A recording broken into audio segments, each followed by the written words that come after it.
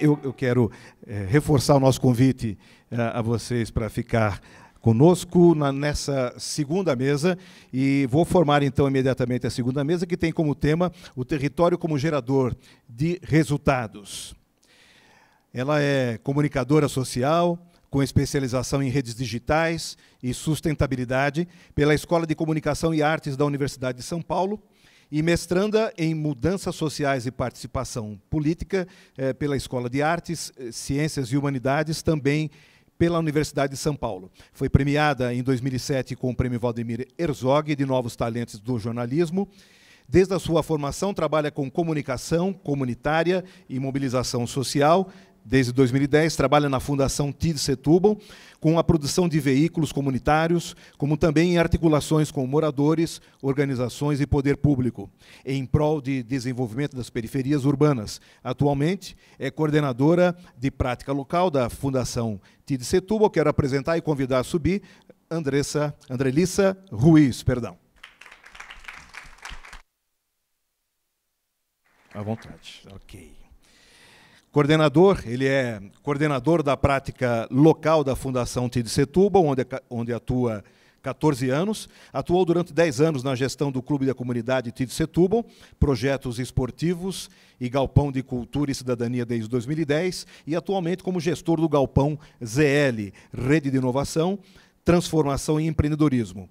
Morador da periferia de São Miguel Paulista, com especialização em gestão de esportes FIFA e CIEDES, gestão estratégica de esporte para a Fundação Getúlio Vargas e formação em administração e habilitação em marketing pela Universidade Cidade de São Paulo. Quero apresentar a vocês e convidar a subir aqui Marcelo Ribeiro da Silva. Silva. Aqui o nervosismo me faz errar aqui os nomes, hein, querido? Poxa vida. Prazer, que bom. Ela é, agora quero apresentar a vocês, ela é consultora, pesquisadora e facilitadora de processos, gosta de fazer perguntas e trabalhar junto, bacharel em psicologia e mestre em psicologia experimental, análise do comportamento, ambos pela PUC de São Paulo. Já lecionou em universidades e atualmente leciona em diversos espaços de formação do campo social. Já atuou para clientes como Instituto Escolhas, WRI, Instituto Clima, Sociedade SP Leituras, Pinacoteca e também pela Fundação TID Setúbal. Foi associado ao Instituto Fonte de 2007 a 2018, tendo feito pela parte da diretoria entre 2011 e 2014. Foi membro da diretoria de 2015 a 2018 e é associada à Rede Brasileira de Monitoramento e Avaliação. Complemento, é professora convidada do curso de Gestão de Projetos Sociais no território do Senac São Paulo. Quero apresentar a vocês Martina Rila Otero. Por favor. Martina, tudo bem. É graduado em Economia pela Faculdade de Economia, Administração e Contabilidade, na USP, em Relações Internacionais pela Pontifícia Universidade Católica de São Paulo e mestre em Administração Pública pela Getúlio Vargas. Trabalha com avaliação de políticas públicas e projetos sociais há mais de 10 anos, principalmente no campo da educação. Também é professor convidado do nosso curso de Gestão de Projetos Sociais no Território, no Senac São Paulo. Apresento a vocês Antônio Bara Bresolim. Que bom, que bom, que bom. Por favor, agora já composto. Pedro, queria passar então para você a mediação desta mesa e sigamos então ouvindo o território como geração de resultados. Bem, gente, então, nós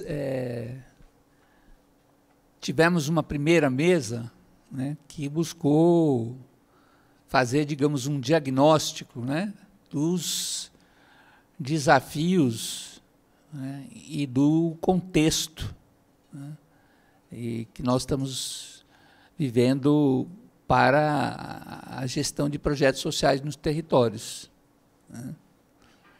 E agora nós vamos puxar, a partir desses desafios, desse contexto, né, a discussão mais, digamos, para o plano, né, de experiências e ações concretas que estão produzindo resultados nos territórios, né, e para instrumentos, né, que nos possibilitam, né, avaliar e monitorar essa produção de resultados, né.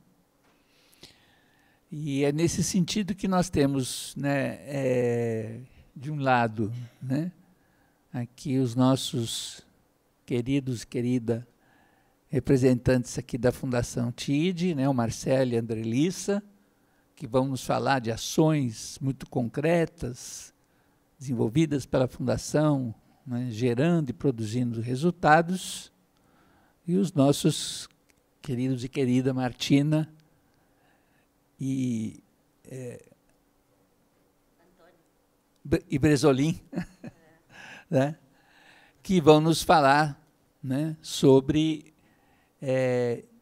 inovações, né, no sentido da medição e avaliação, né, de instrumentos para medição de resultados, né, e avaliação, melhor dizendo, de resultados. Tá?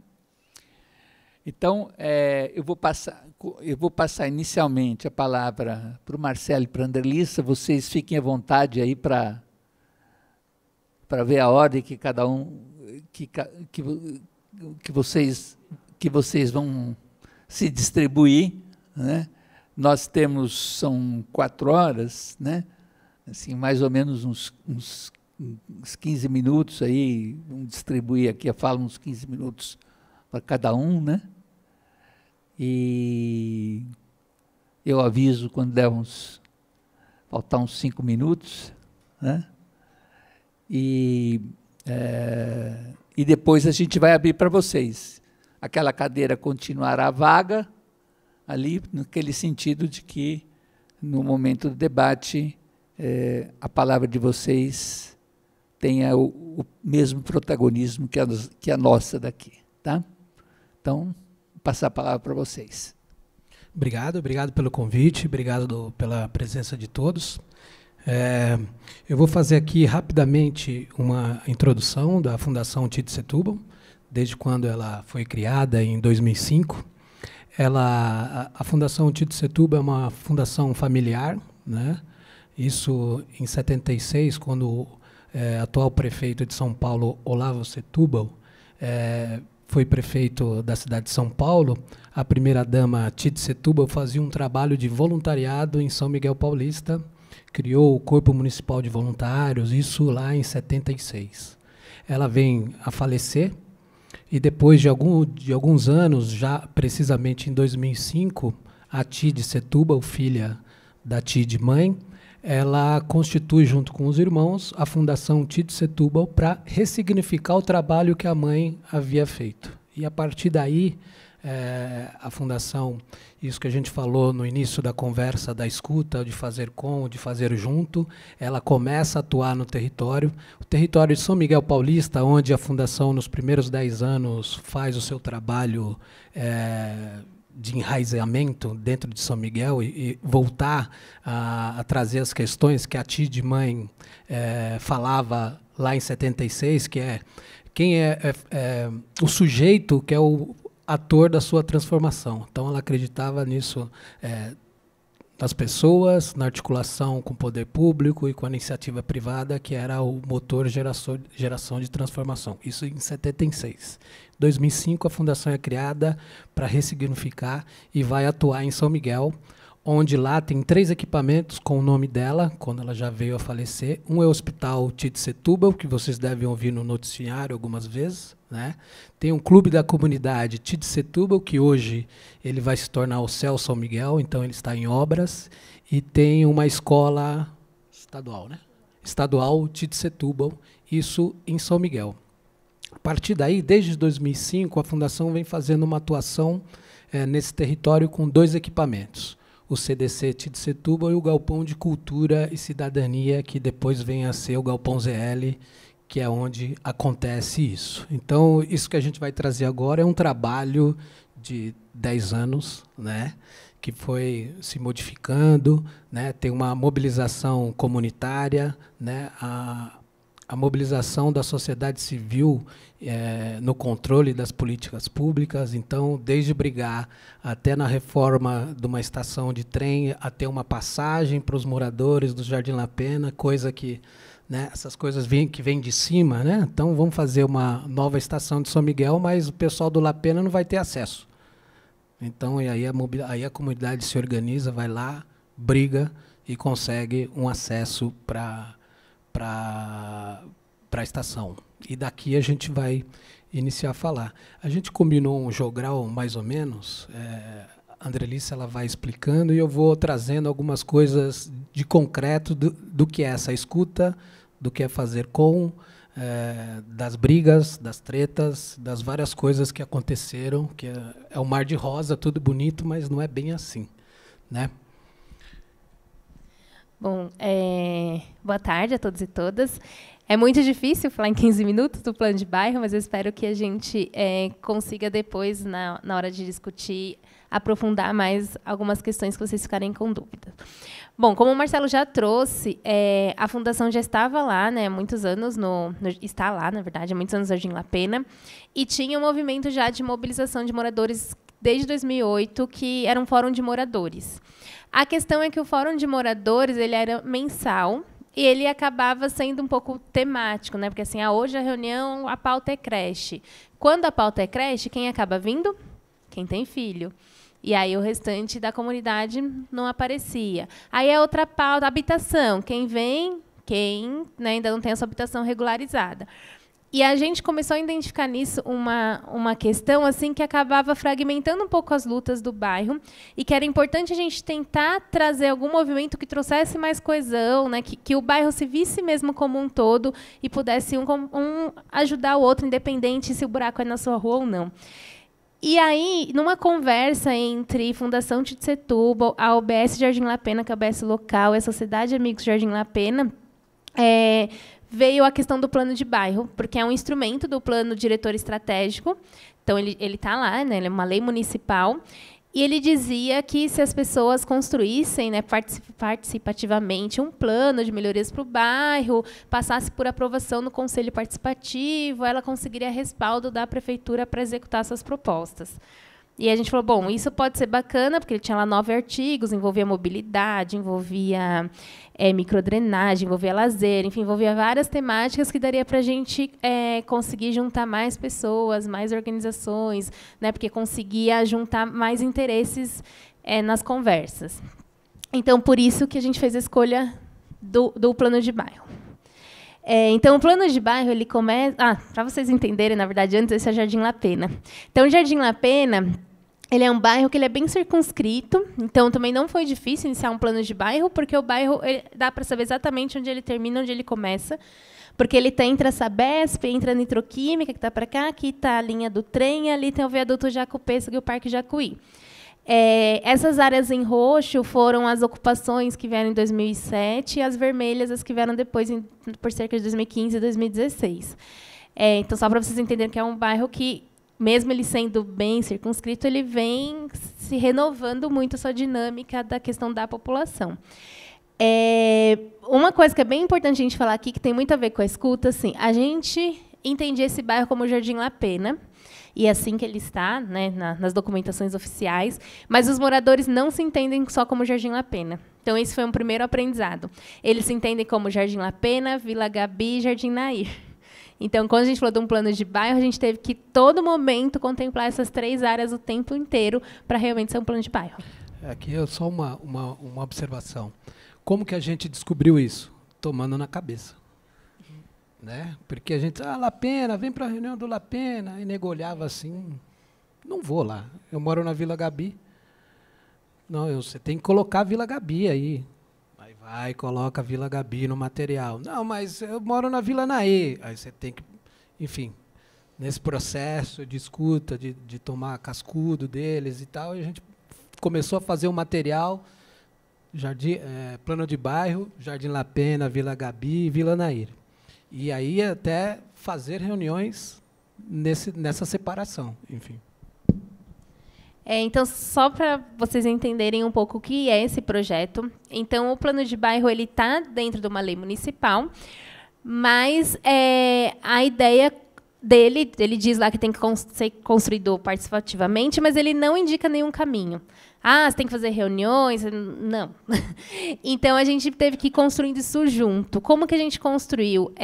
A gente, no primeiro momento, chamou todas as organizações locais do bairro para pensar essas estratégias de divulgação para a comunidade, de como que a gente ia comunicar.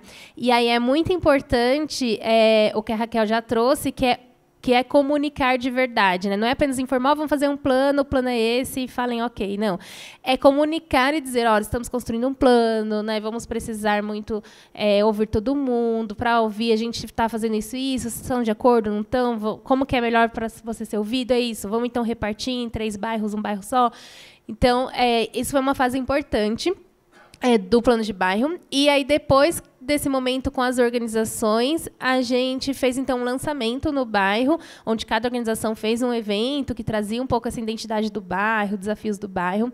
E aí somou-se os moradores, então. Então, o colegiado hoje ele é de organizações locais e moradores do bairro.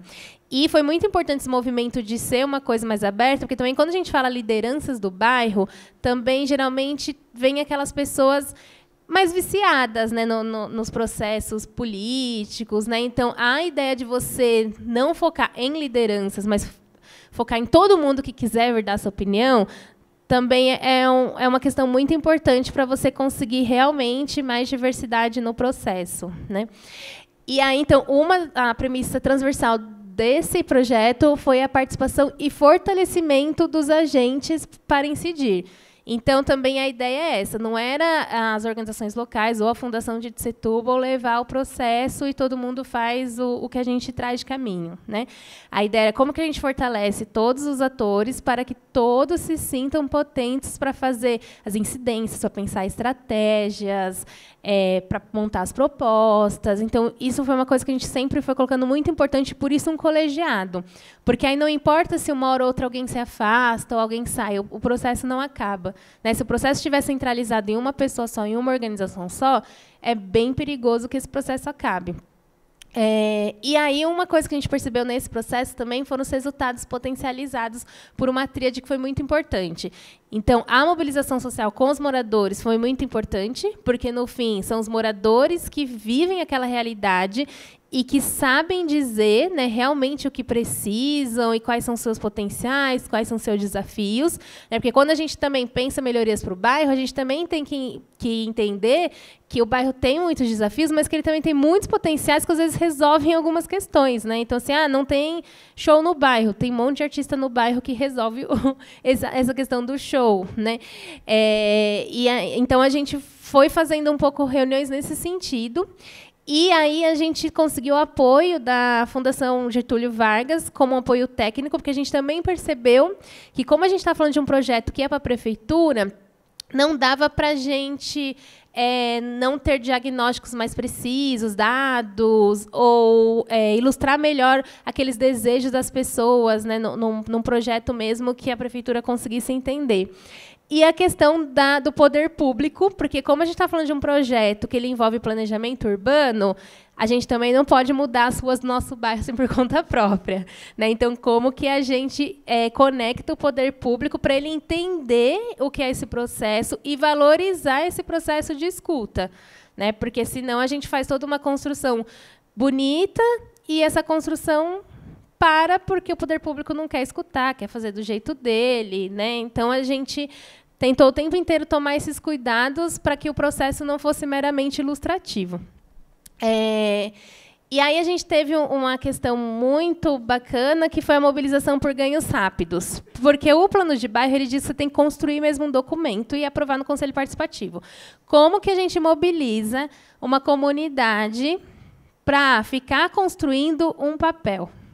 Fala, não, você vai vir para uma reunião, mas a gente vai construir primeiro um papel. Né, com tantas urgências, água enchendo, buraco, a rua desabando, a casa... Como que você fala, vamos primeiro construir um papel? Né? Então, a questão da gente ter mobilizações no meio do processo, com que a gente chamou de energia comunitária, foi muito importante, porque, então, ao longo do processo, tinham coisas que eram pedidos que a gente conseguia resolver mais rápido, que não precisava esperar o plano ficar pronto. Então, tem esse local que já tinha um processo, que as crianças já tinham falado que queria ser uma praça, tinha um terreno lá vazio, que as crianças já tinham falado que queriam que fosse uma praça. A subprefeitura já tinha doado material, o Hospital Sabará nos procurou, queria fazer um mutirão no Jardim La Pena, conectamos todo mundo, conseguimos fazer uma reforma da praça. Isso agregou muito mais pessoas, porque as pessoas começam a ver as coisas acontecendo. Então, a gente vai pensando nessas pequenas ações que são simples, mas que vai agregando mais gente ao processo e mantém aquele fôlego.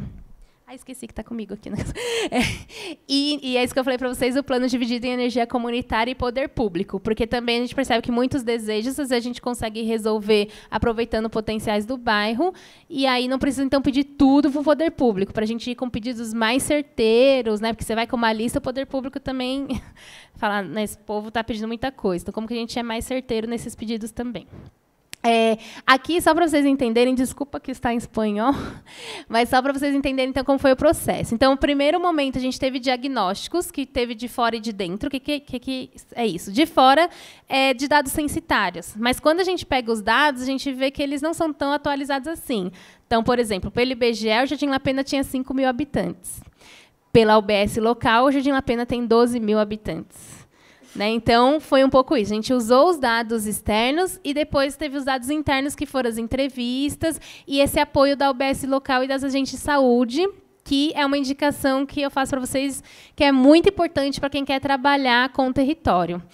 Porque não tem ninguém que conhece melhor o território do que as agentes de saúde. Elas andam em cada rua, entram em todas as casas, então elas são, a gente chama de riqueza mesmo do território. Mas deixa eu ir mostrando as fotos, eu já estou falando. Então, só para vocês verem do diagnóstico, aqui foi um dos diagnósticos que a gente fez na rua.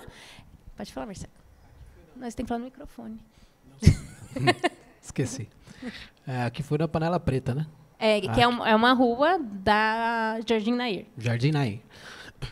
Então, aqui é uma oficina no meio da rua, porque lá, no caso, é um espaço de ocupação, então a gente não tem nenhuma área grande para receber uma oficina. Então, a gente fez na rua mesmo, com apoio do mercado, das pessoas da casa, que emprestaram tomada para ligar o som. E aí, dessas oficinas diagnósticas, saíram materiais como esse, que é isso que eu falei para vocês da questão técnica, né? Então, um técnico fez para a gente o mapa, e aqui, no caso, foram os diagnósticos das áreas que a gente ainda tinha vazia, que dava para propor alguma questão de lazer, por exemplo. Acho que só voltando um pouco o mapa, vale lembrar que a gente fez 3 grandes reuniões nas 3 áreas que a gente identificou tomando cascudo lá. Né? Então, a gente fez na Vila Gabi, em boteco, em bar. A gente fez reunião na rua. A gente fez reunião na casa dos moradores. Então, nesses 3 locais que eles se identificavam dessas vilas, né, a gente fez reunião e fez uma escuta, fora outras ferramentas que a gente utilizou para ir nas igrejas, né? Enfim. Aí aqui é uma reunião só para ilustrar com as agentes de saúde. Aí, então, no segundo momento, a gente tem as propostas, que aí a gente também tem então, oficinas, por exemplo, no bar. Na Vila Gabi, o que a gente tinha lá de espaço era um bar. A coxinha não foi a gente que trouxe, não. Aí aqui uma caixa de propostas, porque no fim a gente também ficou identificando que reunião também é uma coisa meio chata às vezes, né? Então nem todo mundo gosta. Então a gente montou grupo de WhatsApp, página no Facebook, caixinha de propostas para deixar nos comércios, caixinha de propostas para deixar nas igrejas, caixinha de propostas que o morador andava na rua pedindo propostas. Foi pensando em várias estratégias, e quando eu falo a gente, eu estou falando do colegiado, nem estou falando a gente Fundação Tídio Setúbal, porque todas essas estratégias que a gente está contando para vocês são decididas nesse colegiado. Aqui também é aprendizado, que a gente começou a fazer reunião e a gente queria juntar todo mundo, mas as pessoas não se juntam, né? Então aí você começa a descobrir, fulano não gosta de ciclano, que não sei o quê, vai brigar onde? Na reunião, né? Então, o que a gente fez? Separou, não briga assim, mas tentou, né? A gente ficava ali como mediador dessa situação e assim, a gente não podia tomar o partido, né? O que a gente estabeleceu foi algumas regras de convivência dentro dessa reunião para poder a gente dialogar, né? Construídas participativamente. Exatamente. Também. E uma coisa que fala assim, a gente leva a coisa pronta. A gente levou o problema, que é um pouco, né, devolver para eles. E, não dá para ser assim. Não dá para ter desrespeito. Mas como é que é? Não, mas tem mais uma coisa.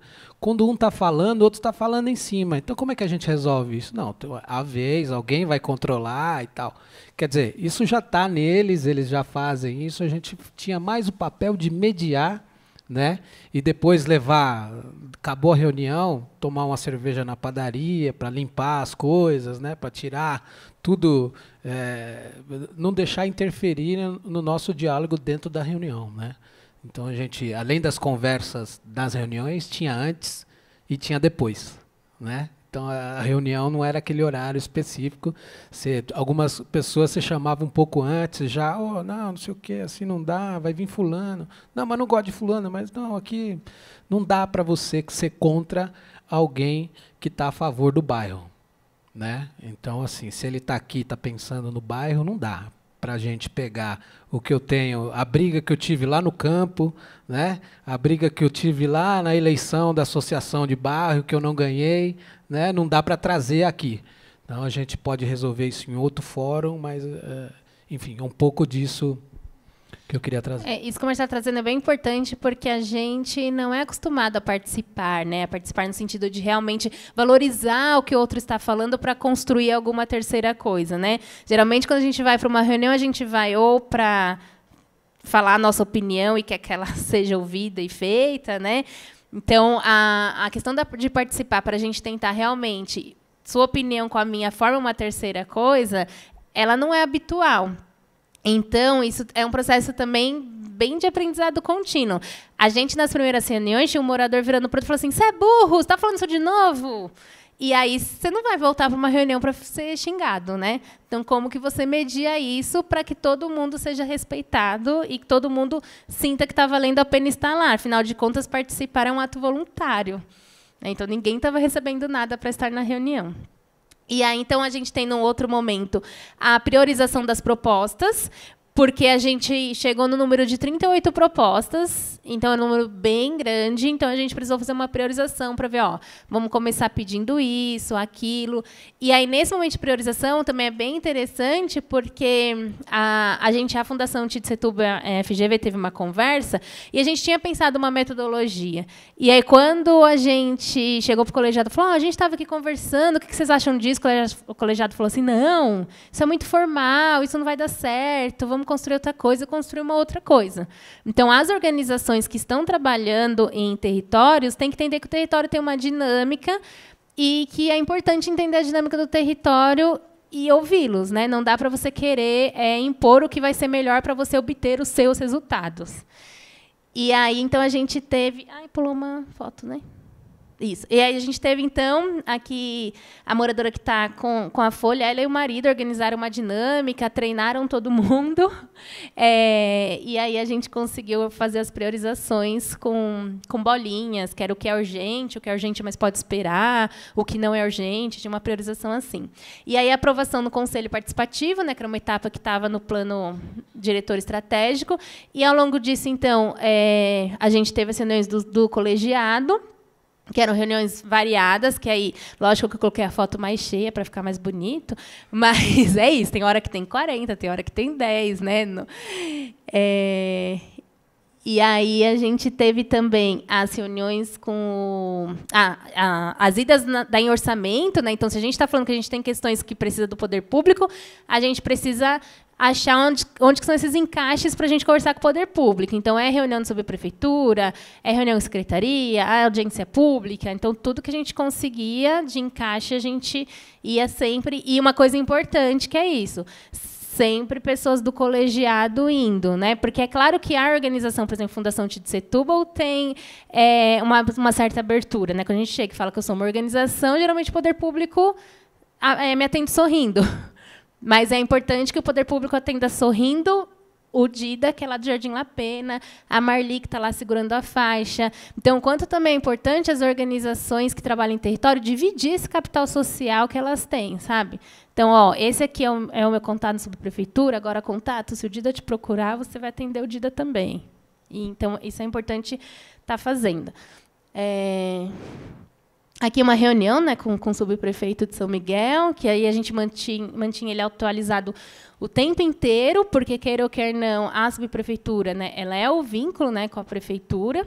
Então, era importante ele estar conhecendo, né, caso alguma proposta chegasse lá em cima. E a questão dos ganhos rápidos que eu falei para vocês, que aconteceu o tempo inteiro. Aqui é o terreno que os moradores tinham desejo de ser uma praça, mas ele oficialmente não é uma praça. Esses banquinhos foram até uma primeira tentativa de isso virar uma praça, mas as pessoas jogavam lixo, tudo.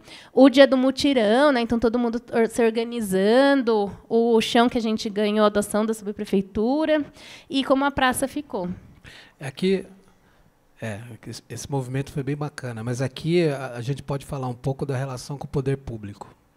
Então, a gente, numa outra gestão, tinha ganhado 2 bancos de concreto e esses bloquetes, que eles fizeram uma mudança numa calçada e estava lá e deram isso para a gente. E aí a gente fez, subprefeito, a gente vai fazer um mutirão aqui e tal, será que você consegue doar uma areia, pedra, mais uns bancos e tal? Aí o prefeito falou, pode sim, fala com fulano. Aí você já sabe o que deve ter acontecido. Sexta-feira, era sábado e domingo, sexta-feira me liga o chefe lá, que eu não vou falar o nome dele. Marcelo, estava chovendo. Marcelo, vocês vão fazer mesmo o mutirão amanhã? Eu falei, a gente vai fazer. Faça chuva, faça sol, a gente vai fazer. Mas aqui eu não consigo nada. Eu falei, tá bom.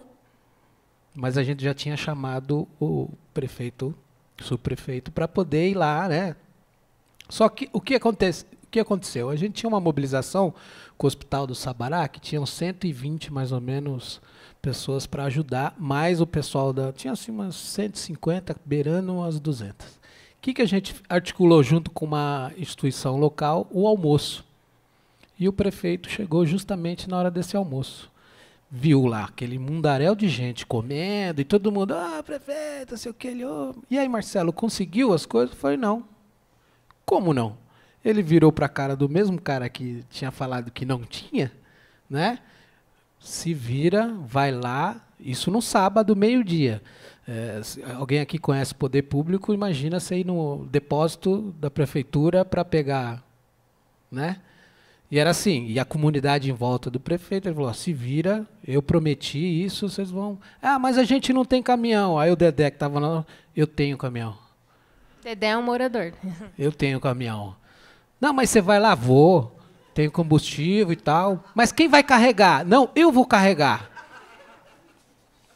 Então, assim, a partir daí o poder público entendeu essa comunidade e eu acho assim que o território tem uma coisa muito importante, que é o seu papel de ficar em cima das políticas públicas, de controle das políticas públicas. Eu acho que para o ano que vem, quando o negócio começar a pegar, esse papel está na nossa mão de controle dessas políticas públicas. Quer dizer, estou falando aqui do microterritório, né? O cara chegou lá, viu um monte de gente, ele até queria ajudar, mas por alguma ordem divina, talvez, o cara lá, o outro, não quis.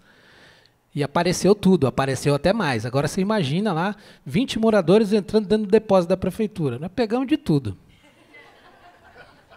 Eu acho que era mais fácil ele ter dado um pouquinho, que a gente viu banco, negócio de dominó, de dama, xadrez, nós pegamos tudo que estava lá. E ele, não, isso não pode, como não pode? E, né? Mas é um pouco disso que eu queria trazer.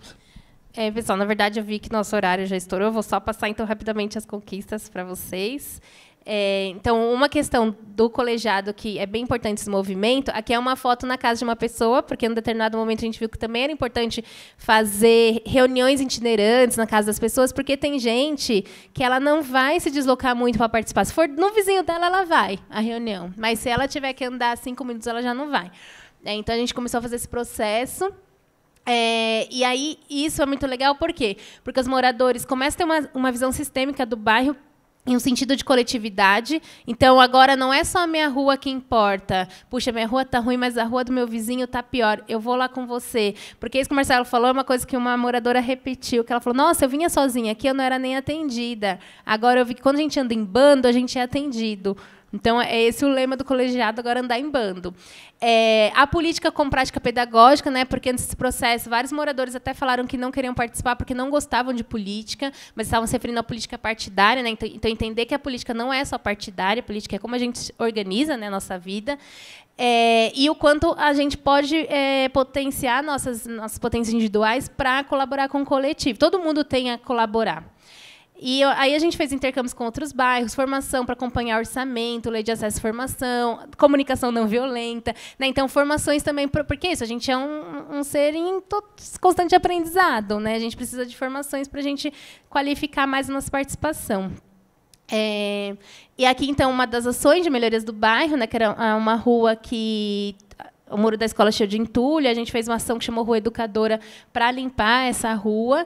Durou 1 ano, viu, gente, sem sujar. Agora que fez 1 ano que voltaram a pôr o entulho. Então, é também a necessidade de reforçar, né, relembrar as pessoas.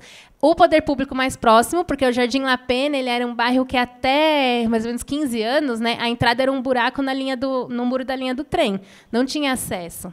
Então, era um bairro que o poder público não costumava fazer zeladoria. E aí, com esse movimento do plano de bairro, o poder público começou a estar mais próximo para as zeladorias. Aqui ficou claro, mas o poder público começou a ouvir o que os moradores tinham de propostas assim, de planejamento. O bairro tem enchente, e tinha enchente bem na rua da creche da UBS, então as pessoas não conseguiam ir nesses serviços. Aí o subprefeito até mandava o caminhão para sugar, mas ficava lá pelo menos 1 semana cheia. E aí o morador falou, se fizer uma vala aqui onde não tem casa, ligar na Sabesp, fazer uma vala alternativa da Sabesp, ligando ao rio, vai escoar mais rápido, e fez esse desenho aqui. Esse é o projeto. Uma folha de sulfite, esse é o projeto. E aí, desculpa, arquiteto. Esse é o projeto. E aí o poder público ouviu e falou, não, vamos fazer com esse projeto numa folha de sulfite. Isso, já, na verdade, menos agora. E aí, aqui um pouco das incidências, né? Então, teve audiência pública na prefeitura, na Câmara, e a gente conseguiu levar uma audiência pública da Comissão de Finanças no próprio bairro, para que, além de nos ouvir, visse também o quanto a necessidade era urgente. E aí, alguns resultados, né, que foi zeladoria, teve aprovação do Ecoponto, que ainda não começou a obra, mas teve aprovação. Tem orçamento para uma obra de microdrenagem no bairro, que também não começou ainda, mas já vi lá o orçamento em dezembro. Né? Na audiência pública, a gente também conquistou um valor para a implementação do plano de bairro de Jardim La Pena, porém foi retirado por um decreto da prefeitura. Então, isso a gente ficou feliz e triste, né? E a gente está em diálogo com a Secretaria de Urbanismo para uma requalificação dessa rua, que é a prospectiva, né, de como a rua poderia ficar. E aqui, só para contextualizar, o quanto é importante também que essas ações locais comecem a se articular com outros bairros para que todo mundo vai tendo ganhos. Então, aqui é uma articulação com 6 bairros, todos da Várzea do Tietê, alguns que tinham até projetos de plano de bairro também, e a gente vai se somando para fazer aquilo que eu falei para vocês, de dividir o capital social. Né? Então, assim, organizações sociais que, às vezes, é parceiro só de um bairro, aí se torna um parceiro dos outros, universidade que está servindo só um bairro, serviu o outro também, e aí a gente vai coletivizando, né, esses parceiros para que todo mundo consiga ter ganhos. E aqui um pouco do ganha-ganha, então, do plano de bairro, né, que ele inverte a lógica política. Então, agora, se alguém chegar lá e querer fazer alguma coisa, a gente tem um plano, não é o que você pode ou quer fazer, né, é o que a gente deseja. Predomina os interesses coletivos, não individuais. Então, não é mais o vereador lá, eu falo, fecha aqui meu buraco que eu voto em você. Não, vem escutar o plano de bairro e aí a gente vê como que vai ser a sua performance aí. E aí, para o governo, a eficiência do gasto público, porque aí o governo ele investe realmente onde a população está querendo, porque acontece muito, né, de às vezes o governo constrói um super equipamento que a população nem usa, e a questão da governança, que é cada gente fazendo sua parte na construção de território de direitos, que isso para a gente é o mais importante. Porque não é que a população vai fazer tudo, o poder público vai fazer tudo, as instituições sociais vão fazer tudo, mas se cada um contribuir para um conceito de território de direitos, a gente avança. E é isso. Aqui são os desafios, né? Porque eu só falei de coisa boa. O desafio tem muita disputa orçamentária, né? Como a gente está falando de um projeto que depende de orçamento público, a gente percebeu que não tem nada previsto no orçamento para processos participativos e nem para pedido direto do cidadão. Né? Para o pedido direto do cidadão é muita emenda. Então, se você não tem um vereador ou não quer fazer esse tipo de relação, complica. A falta de familiaridade com os processos participativos. Todo lugar que a gente chegar e falar, vai ao plano de bairro, instrumento do plano diretor, a pessoa, Falei, mas caramba, você trabalha na prefeitura e você não sabe que é um instrumento municipal? E manter a mobilização ativa, né? Porque, assim, quando a gente está falando de periferias, a gente concorre também com a sobrevivência. Você deixar de repente, fazer um bico para ir participar de uma reunião, né, é difícil. Às vezes, essa escolha não dá para ser feita. E é isso, gente. Obrigada.